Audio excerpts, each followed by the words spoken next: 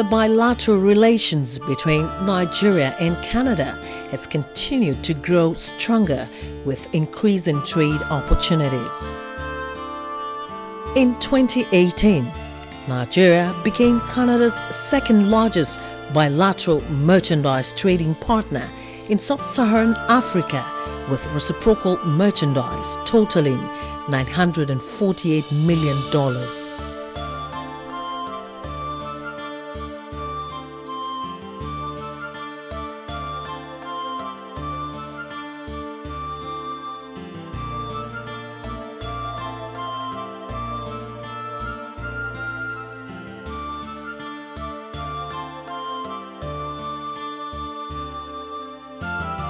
The state visit to Nigeria in October 2018 by Her Excellency, the Right Honourable Julie Payet, the Governor-General of Canada, was in furtherance of the healthy bilateral rapport to explore more opportunities between both countries.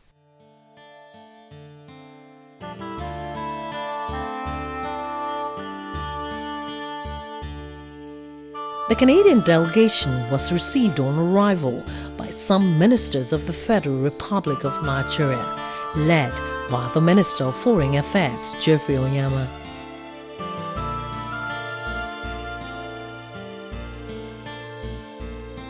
The delegation proceeded to the presidential villa to meet President Muhammadu Buhari and other Nigerian and Canadian diplomats and government officials.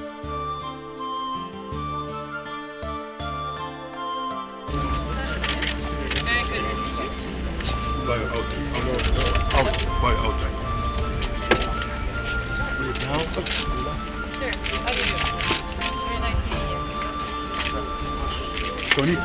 Sonny, move out there. How do you do? Very good. Very good. Go slow.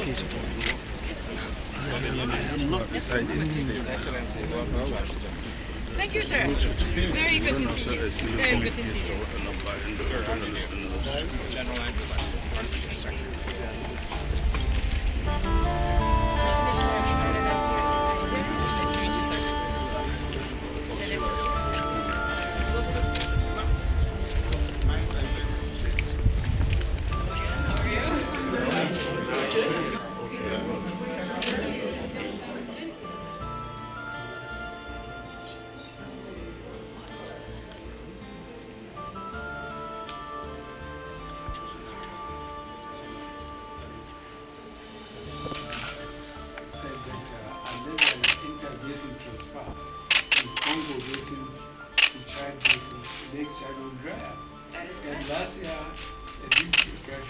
Last year, Lake Chad was only 10% of what it used to be.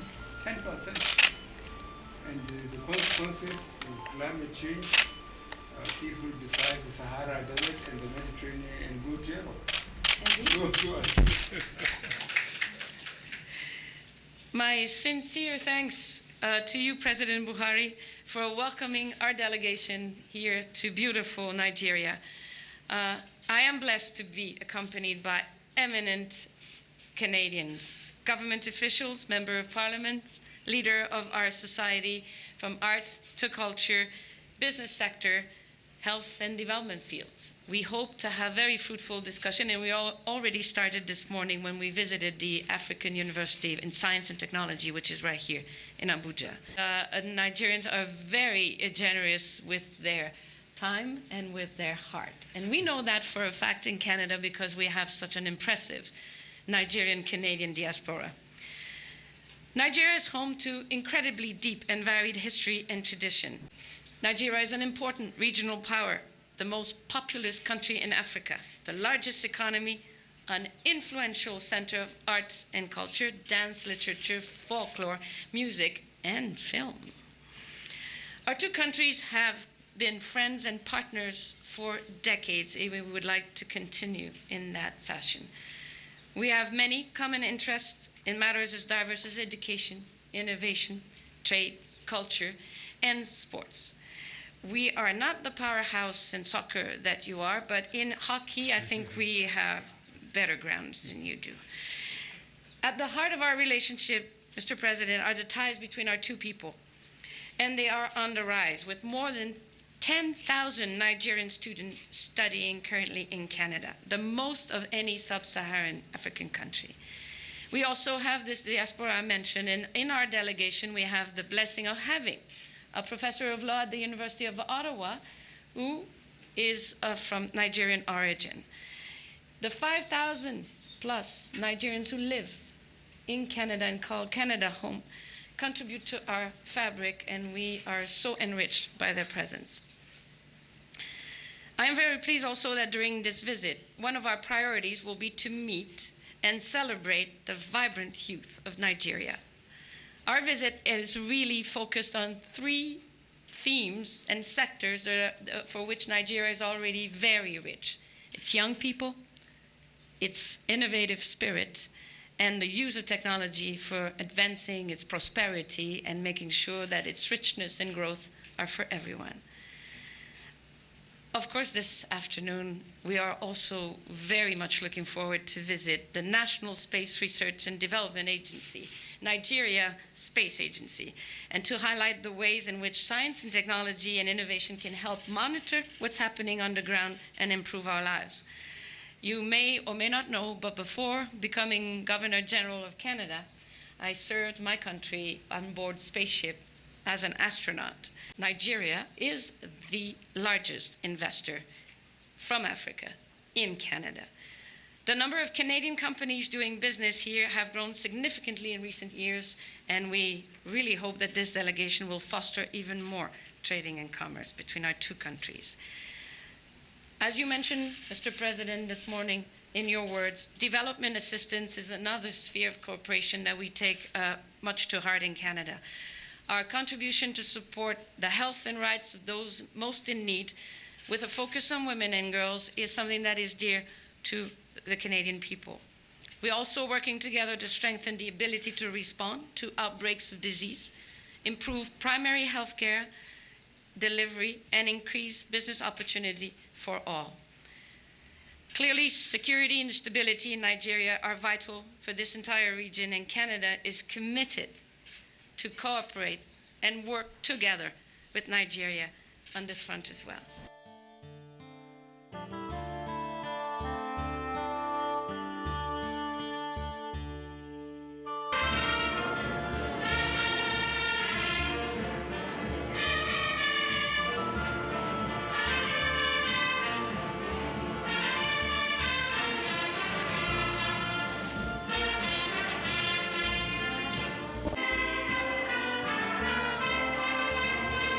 Call it a big moment for the Nigerian government, and you won't be wrong. Shortly after the visit of the Governor General, the first Nigeria-Canada Investment Summit took place at the Shehu Musa Yar'Adua Center in Abuja, the Federal Capital Territory. The summit attracted a critical mass of Canadian investors, members of the Nigerian private sector, and government officials. This country is extremely viable. It's a fertile land for investment, and I don't think the Canadians understand it well enough. And I've gone all over the country to different cities trying to sell the country, but I realize that until they come here themselves and see for themselves, they may not quite understand what we have to offer.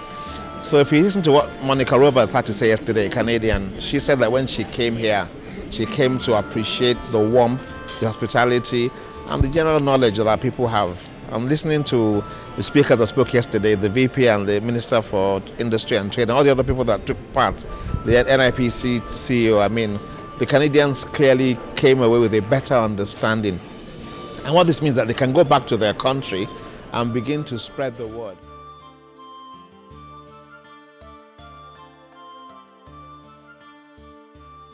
I think there are a wealth of opportunities here in Nigeria. There is such a diverse range of resources that they have here with the people, the natural resources, and the variety in the country itself. We see an opportunity in Nigeria that investors could tap into.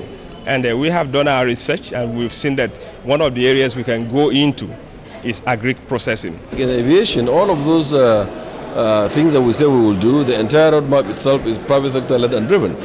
Because government no longer have money to invest, And truly, as the saying goes, government has no business in business.